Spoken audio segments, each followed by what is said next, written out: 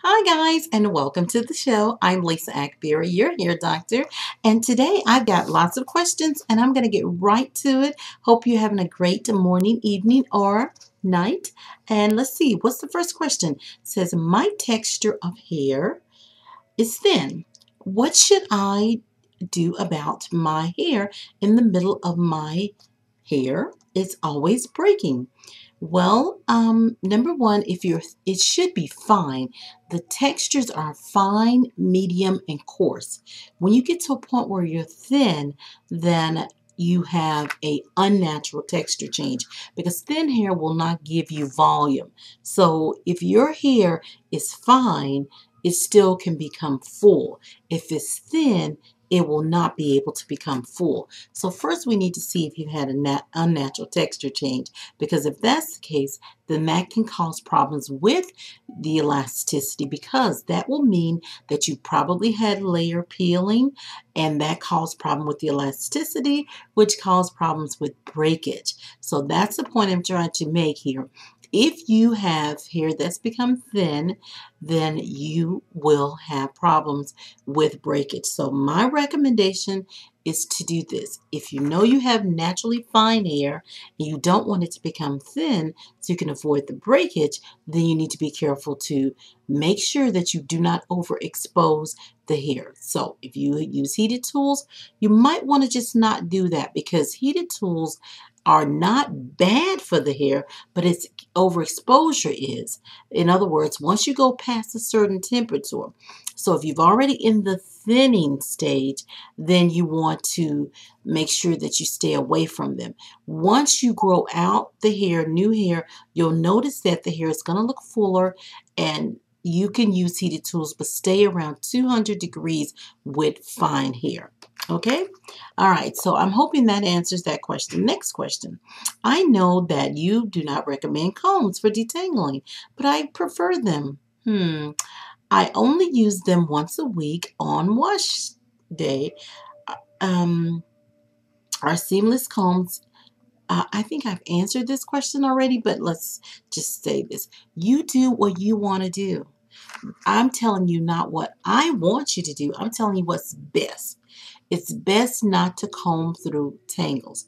It doesn't matter if it's once a year. It's not how often you comb, it's what happens on contact. So anytime you decide that you're going to remove your tangle with a comb, then you run the risk of creating microscopic tears, which will cause or could cause hair breakage. So it'll cause the layers to peel, and the hair will become thinner and eventually lose the elasticity and break. So there it is. Decide what you want to do. Okay. There's combs that are going to be better. You just don't detangle with combs. You don't do it. It's too much of a risk. Okay. I have natural hair. I've had it for about 17 years. Oh, good for you. And she said, I just want to know what I can do for breakage. She says that she's worried about that, obtaining length. Really, with breakage, it's all about protecting and preserving the hair to prevent breakage, and you can do it pretty easy. Like I did what I call a dry twist last night. It's dangerous, but you see how spongy. His bounce back. It's dangerous to do a dry twist, because what happens over a period of time, your hair will become a little rough. In other words, I didn't hydrate before I twisted last night. I just like, okay, I'm just going to twist up and go to bed, because I always have to make sure I twist. It was late, and I thought I wouldn't do it. I said, let me see what happens. Well, it's okay. I've got some definition, but it's dry. So the main thing is to keep your hair lubricated, hydrated, and you're going to be fine. The deep conditioning is important, but really breakage, if on your daily, you can deep condition, and daily you'll have problems. So you have to use your leave-in conditioners, use your moisturizers. In some cases, depending on how dry your hair is, you may have to seal that moisture in with oil and then twist nightly. Focus on the ends. Focus on this portion of the shaft, the hair close to the ends. The body of the shaft, all the way down. And your product applications are always this way. I'm shiny and I'm sweating. Woo! Why am I so warm this morning? My students would say, you're having a personal summer. Okay, guys, sorry about that. That's rude. But I feel warm in here. Okay, I think they need to turn the air on. Okay, we'll see if we can get through our questions. Okay, next question. I love you the advice you give. It said, I saw your product cool down, and I wondered, do you have to put it on freshly shampooed hair or while the hair is still wet or air dried? Then what can I do after the flat iron to help with frizz? Okay. All right. And I'm going to keep fanning, guys. For some reason, the air is off in the building. I mean, in my office area. So I don't know. All right. Sorry about that. I'm just going to be rude. Whew, that feels great. Okay. All right. The cool down. The cool down is a product you should use after you put your leave-in conditioner on, or in some cases you don't have to, depending on if you have coarse or fine hair. You put the cool down on and then you plait the hair, let it dry overnight. Or you can smooth it through and then sit under hair dryer. That's how you do it. Now, to help with the frizz, you want to, after you finish your flat iron and watch your temperature, make sure that you're not overheating because you can overprocess and burn. So if fine hair, 200 degrees, 250 maybe. Medium hair, around 300. Coarse, you can go a little more, maybe 350. In some cases, depending on how coarse the hair is, you can go a little higher. Be careful. Afterwards, to help with the frizz, then soon as you finish on that warm hair, you take oil and you slide down that section.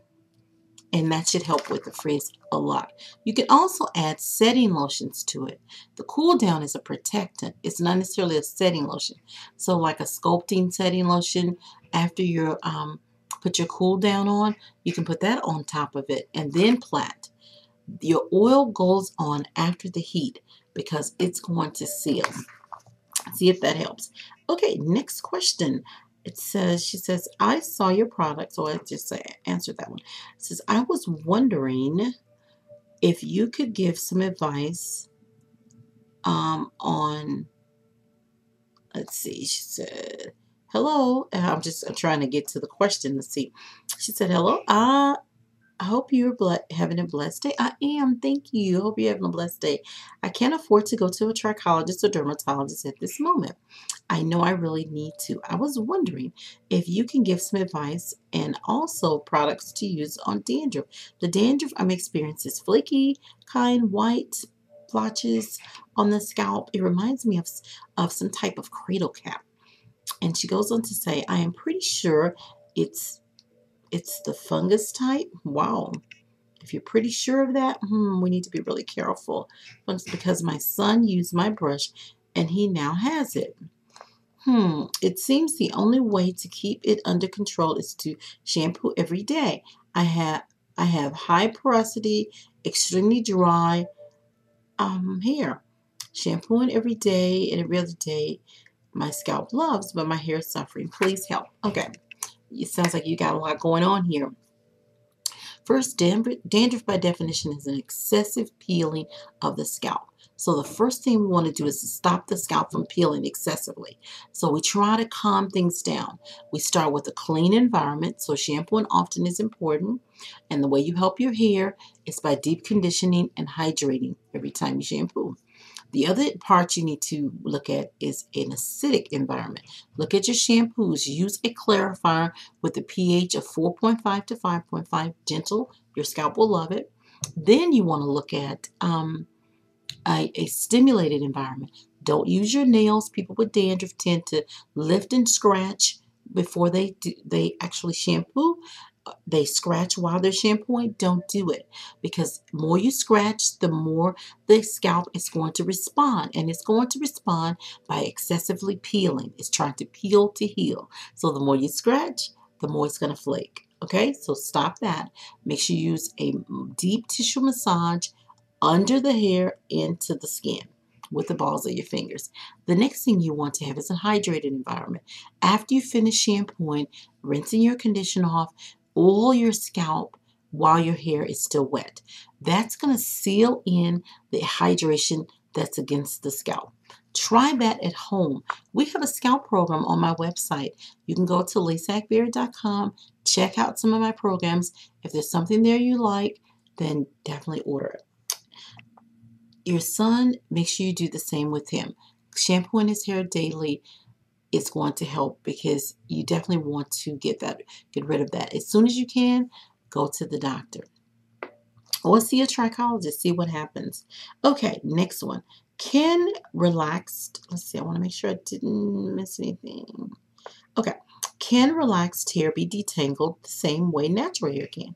If not, how would I go about detangling my relaxed hair? Also, can your cool down hair product be used for flat ironing for the roots after roller set? The heat, what's heat setting is best? She's got lots of questions. Thanks, and I appreciate all the advice you give. You're welcome. Well, yes. Let's see. Let's start with the detangling. Yes, you detangle the same. It's always fingers and thumb, forefinger and thumb, slide through, inspection, back to fingers and thumb, slide straight through with the human comb. Same way, okay? Let's see. Cool down, yes, it can be used with flat ironed. It says the roller set after.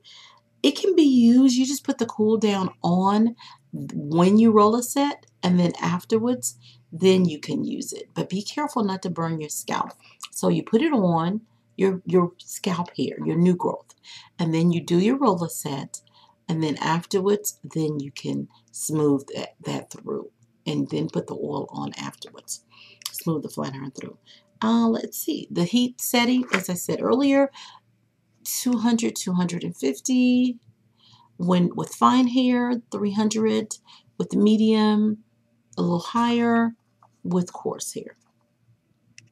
Is it true that, the next question says, is it true that hair length depends on genetics? Meaning, how long can it get? Or can good hair allow the hair to get mid back length, waist length, and beyond? What are your thoughts on this? Well, the amount of hair length that you have is genetically linked, but you have to keep in mind the average hair strand is growing at about a ½ inch every 4 to 8 weeks. I'll say that at a certain age after 30. Before that, it could grow an inch every 4 to 8 weeks.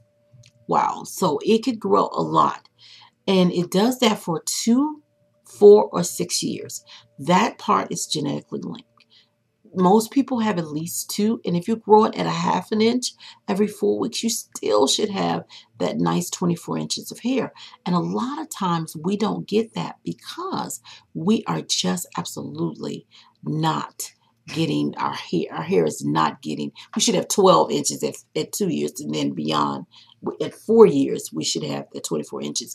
We're just not getting it because we're losing the length. You see what I'm saying?